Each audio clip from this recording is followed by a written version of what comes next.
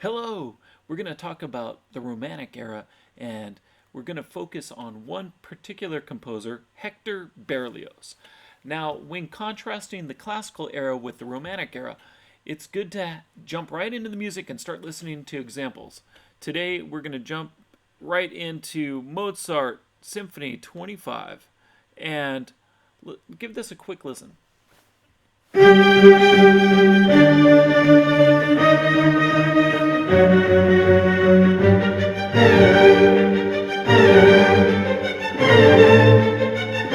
Structure.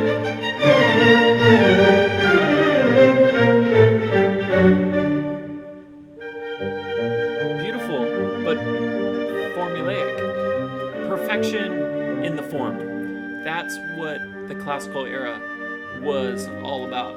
And we're going to see what happens is I'm going to stop this example. We're going to move on to the next slide. I want you to contrast that with Hector Berlioz's first movement from his Symphony Fantastique. I'm going to skip ahead to about a minute and 30 seconds. Leonard Bernstein, New York Phil. Listen to the contrasting moods. Listen to how emotional, how expressive the music has become.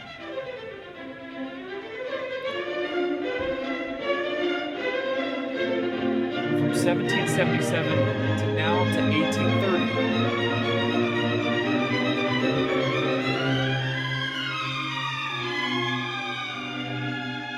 Extra emotional.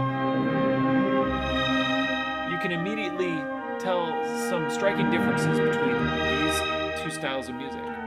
And we're going to go further and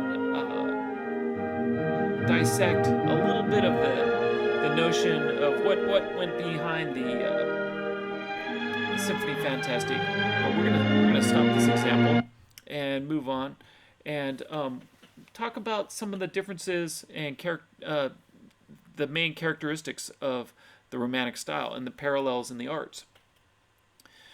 This was an artistic movement in general and was reflected in visual arts as well as literature and music. So Victor Hugo in literature, he wrote Les Miserables and The Hunchback of Notre Dame.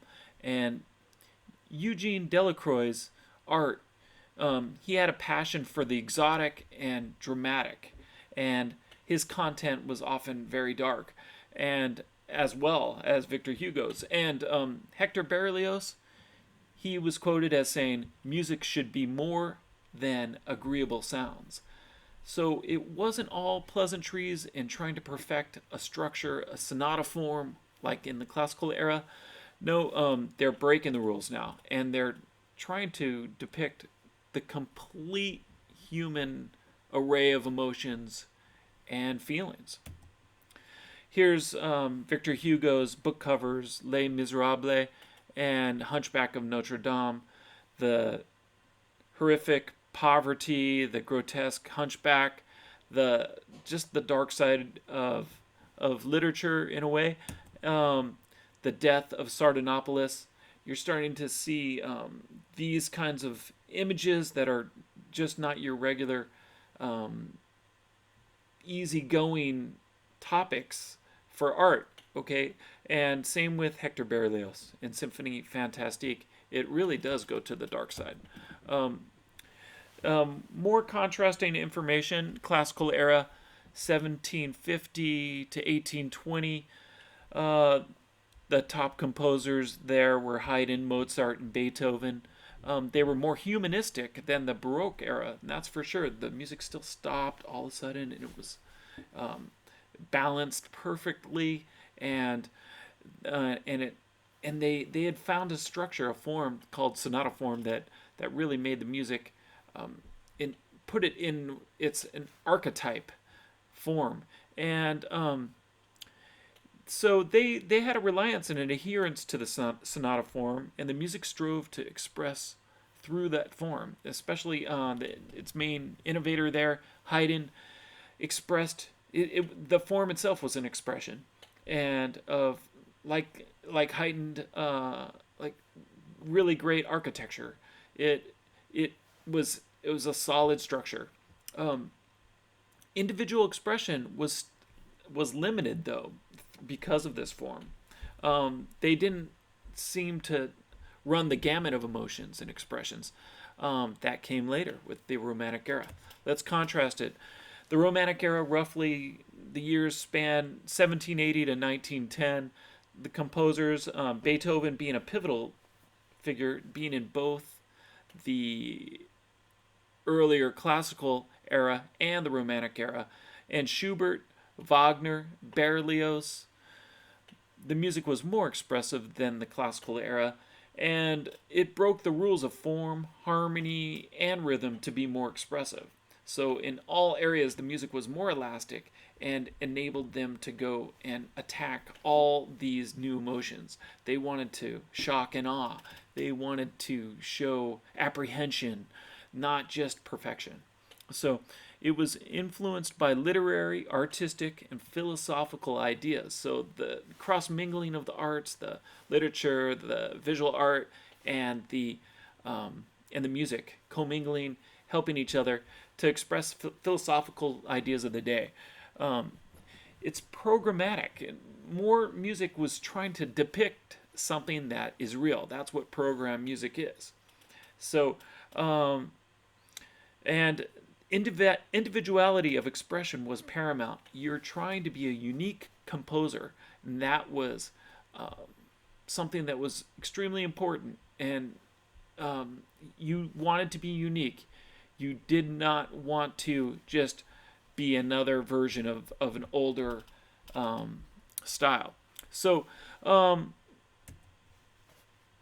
program music attempts to render an extra musical narrative, as I was talking about. And if you were to look at previous eras examples of them, you would see in the Baroque era there was a perfect example of Vivaldi's Four Seasons depicting nature and the Four Seasons itself musically. And he actually had some program notes as well. Not as quite as extensive as Hector Berlioz, but enough to definitely qualify as program music. Haydn's Symphony 28, La Tempestura, is a classical example of program music, and it depicts a storm.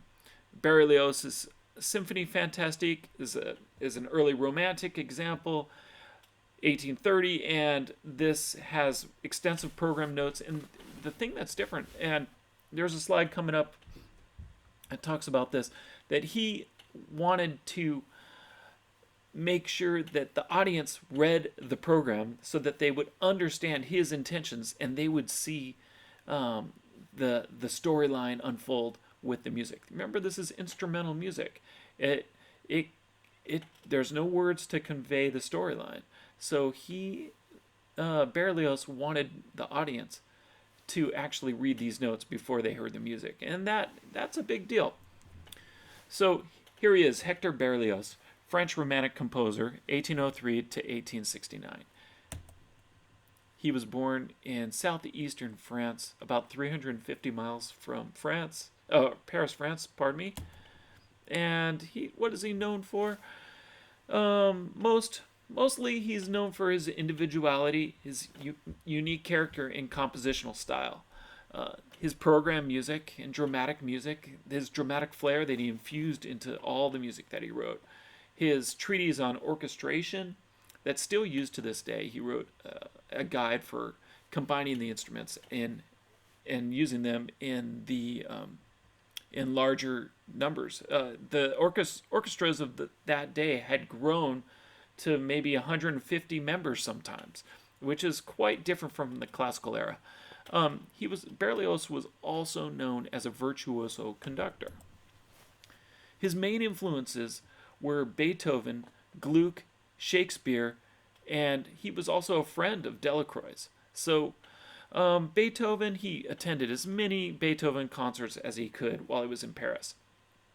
He also was quite enamored with Gluck, and Gluck was one of those early opera composers that could, while he only let the music help tell the story. He didn't try to overpower the storyline with the music. as some composers had. And so I think Berlioz really connected with this, and he wants to try to tell a story all the time. Also, one of the best writers of all time, William Shakespeare, and some of Berlioz's music.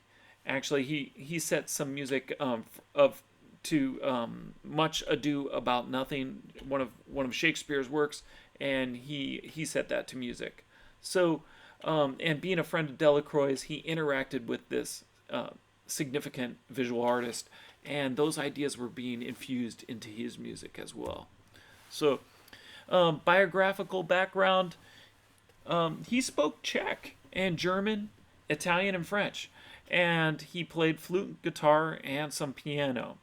And his father sent him to medical school in Paris. His father was a doctor, and he and Berlioz had the aptitude to be a doctor as well. So when he passed his examinations to go to medical school, and he started school, but after the first year, he wanted to quit, especially because of the class in dissection. Dissection horrified him, and he wanted to leave. And he was so enamored with Paris and the arts and the everything, the opera house, the symphony hall, and he loved music so much that he was quite distracted at medical school, but he persevered. His father insisted he stick it out. I read one of differing histories say that he finished medical school, and but then he never practiced medicine. Immediately after completing medical school, what he did was he tried to apply to the Paris Conservatory, and he didn't. He wasn't admitted right away. For lack of musical training, and he wasn't that great of a musician at that point, and so he auditioned again for the conservatory and was denied acceptance again. The third time he was accepted. And what's interesting was it took the music teachers hearing one of his pieces being performed outside of the conservatory for them to think that he was actually at the level to be accepted into the music school itself. So he persevered, he was determined, he became a student. But then once he was there, because he was so passionate and driven and had all these other ideas that he wanted to infuse into his music, and he wanted to be different, he butted heads with the school's headmaster, Cherubini, who often in history, throughout Berlioz's history, kind of sabotaged Berlioz from time to time. It didn't hamper Berlioz's spirits. Berlioz was intent and determined to win the top composition award at the school called the Grand Prix de Rome. And that took him 3 times as well. With this guy, it's like third time's the charm. He applied twice, was denied the prize. Third time he won, and he went off to Rome to study for a couple of years. And that was a great victory for him. That happened in 1830. So how did Berlioz make a living during his years? Well, he was supported by his father early on, especially putting him through medical school, and then still continued his allowance even when he went to the conservatory. But he cut off the allowance after his second attempt to win the Grand Prix de Rome, and so Berlioz had to give flute and guitar lessons to make money, and he took out loans because he put on concerts that were so extravagant and had so many players. He had to rent the hall, and he had to pay the players himself out of his own pocket. So he took out loans, and he had to pay these loans back over years. And one fellow, Paganini, the famous violinist, commissioned Berlioz and a couple times, and once for Harold in Italy, a piece he wrote for Paganini, and then after that, Paganini gave him 20,000 francs to write whatever he wanted, and he wrote another piece based off Shakespeare, Romeo and Juliet, Also, Berlioz profited from Franz Liszt's piano transcription of Berlioz's Symphony Fantastique. So Liszt liked his music, Paganini liked his music. He was liked by composers. So, and he needed the money. He needed that patronage a little bit. And as well, he toured as a conductor. He became a music critic and wrote for several music publications. So, and in his later years, he became a librarian at the Paris Conservatory. This was this being a music critic. He thought that was beneath him. Okay, and being a librarian, I think that's kind of sad that a composer of his stature became a librarian for approximately the last 10 years of his life. In fact, he died while he was still a librarian at the Paris Conservatory. So, but he did what he needed to do, and let's move on though to his most famous composition, Symphony Fantastique. It was completed in 1830. It underwent a couple of revisions later, and 1945 and 50, I think, or 1845 and 50. I seem to remember.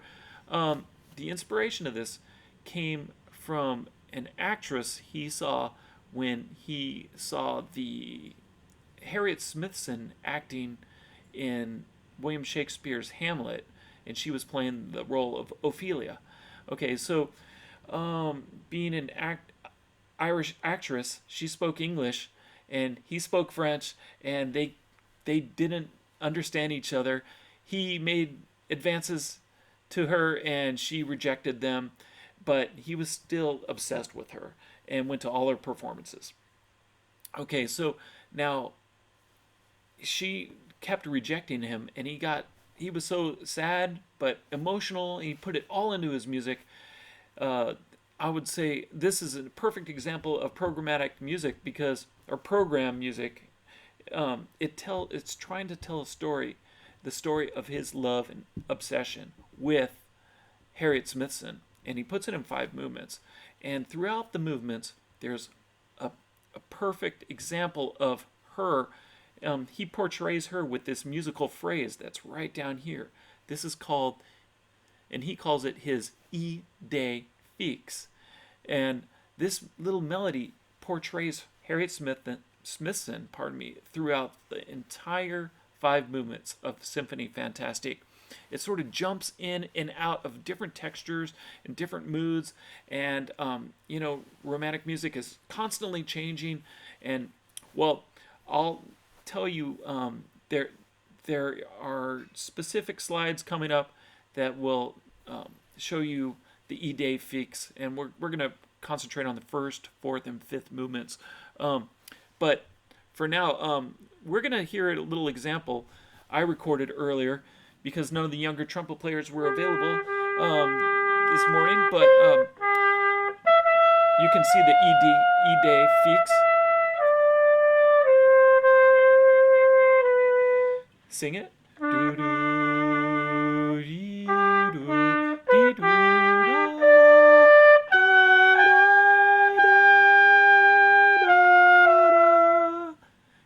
Very nice.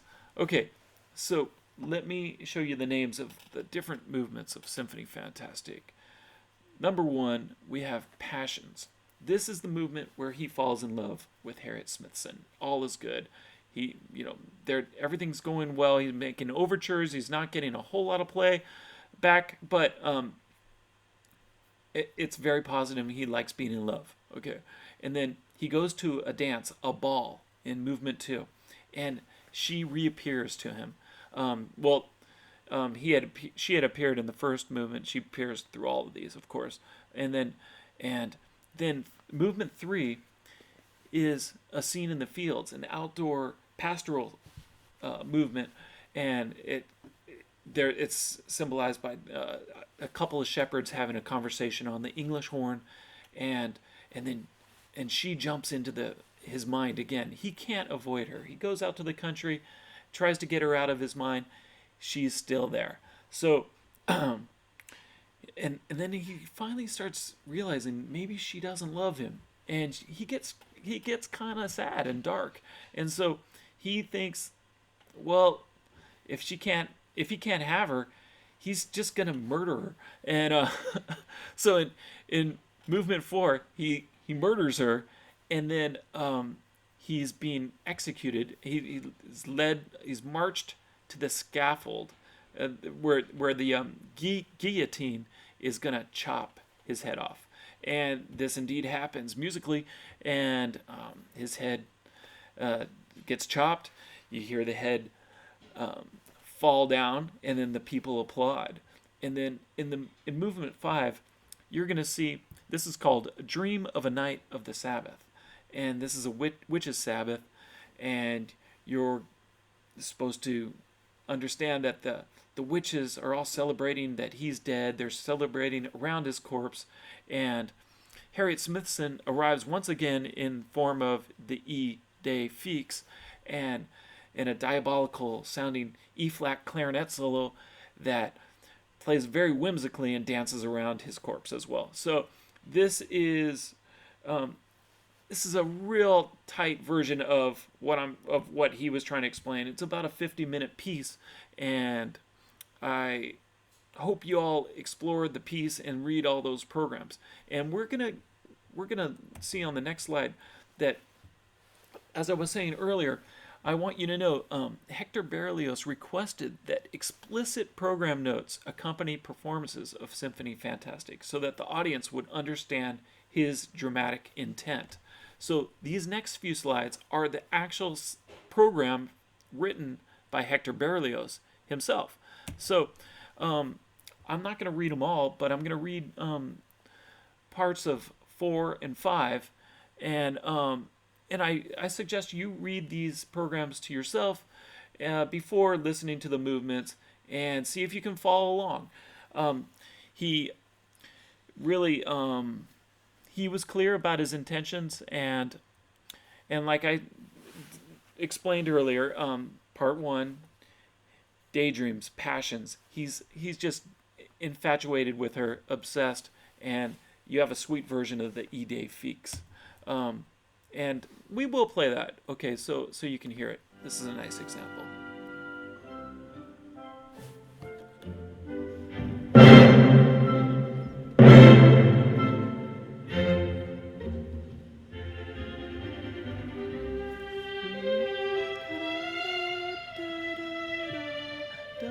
That's the E de Fix. That's Harriet.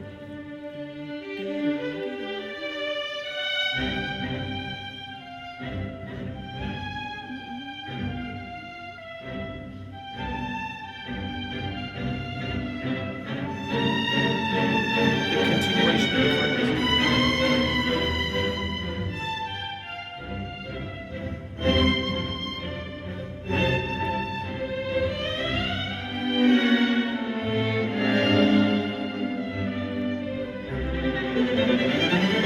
we're gonna turn this down and move on. Okay, now part 2, a ball. Once again, he finds himself at this dance, this musical ball, and there she is again in his mind, forefront, and he can't shake this thought of her. The the third movement is the scene in the countryside. Once again, I'm reminding you of what we talked about. She has reappeared, and in March to the Scaffold, she actually reappears again at the end of this. And I'm going to read this one because I think it's a very interesting program note, in that Hector Berlioz wanted you to understand that this was an autobiographical symphony. He wrote this about himself, about his obsession with Harriet Smithson. And he also wanted you to know that he wrote this under the influence of opium. And Leonard Bernstein also was quoted as saying this is the first psychedelic symphony. And so what that means is that it was sort of a depiction of a drug trip. And what I think is best is for me to read this so that you can hear in Hector Berlioz's own words what his intent was here. And this is called March to the Scaffold, and his program notes go as follows. Convinced that his love is spurned, the artist poisons himself with opium, the dose of narcotic, while too weak to cause his death, plunges him into a heavy sleep, accompanied by the strangest of visions. He dreams that he has killed his beloved, that he is condemned, led to the scaffold, and is witnessing his own execution. The procession advances to the sound of a march that is sometimes somber and wild, and sometimes brilliant and solemn, in which a dull sound of heavy footsteps follows without transition the loudest outbursts. At the end of the march, the first 4 bars of the Idée fixe reappear like a final thought of love, interrupted by the fatal blow, the guillotine, chop, right? Okay, so you're going to hear in this next example the very end where the Idée fixe comes in right before it gets chopped.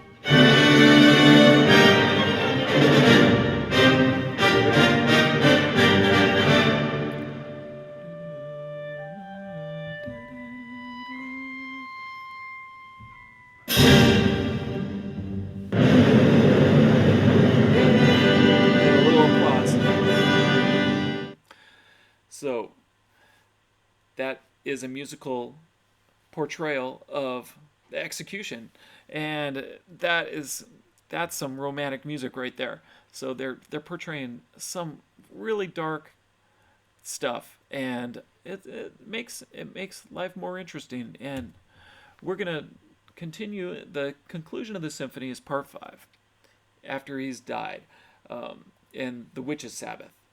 Okay, so I'm going to read this one as well, because this is also quite interesting and colorful, and I think it really would complete the talk here. And so he sees himself at a witch's sabbath in the midst of a hideous gathering of shades, sorcerers, and monsters of every kind who have come together for his funeral. Strange sounds, groans, outbursts of laughter, distant shouts which seem to be answered by more shouts. The beloved melody appears once more, but has now lost its noble and shy character. It is now no more than a vulgar dance tune, trivial and grotesque. It is she who is coming to the Sabbath. There is a roar of delight at her arrival. She joins the debacle, the diabolical orgy. The funeral bell tolls. There is a burlesque parody of the Dies Irae, the dance of the witches. So, let's hear this musical example now. It's short. Witches. Right. Dancing.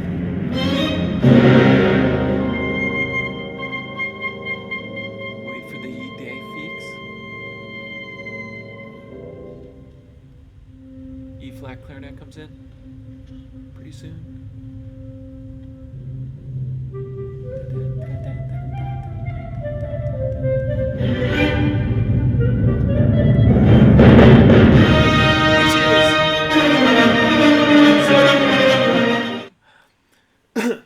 Pardon me. So that is Symphony Fantastique in a nutshell, and contrasting the Romantic and Classical eras. Let's sum up. Let's go down our list and let's talk about what we were talking about, and so you can leave with a nice conclusion here.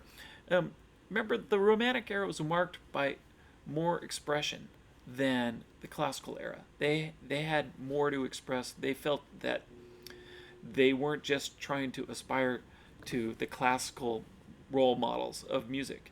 And this went across the art platforms, literature, painting, and music. So the composers, Schubert, Wagner, Berlioz, They all extended harmony, rhythm, and form way past where they had been in the classical era. And Beethoven was very pivotal, very influential towards the end of his career. He could definitely be labeled a romantic composer. Um, they broke the rules of form to be more expressive, and they were influenced by literary, artistic, and philosophical ideas, the revolutionary ideas. Okay, um, programmatic music, program music, it told an extra musical story. It's not just music for music's sake. Absolute music, that's what that is. Program music really tells an actual story. So, absolute music, this abstract music, still continues and is still being written to this day, of course. But so is program music, and this was a big jump for program music.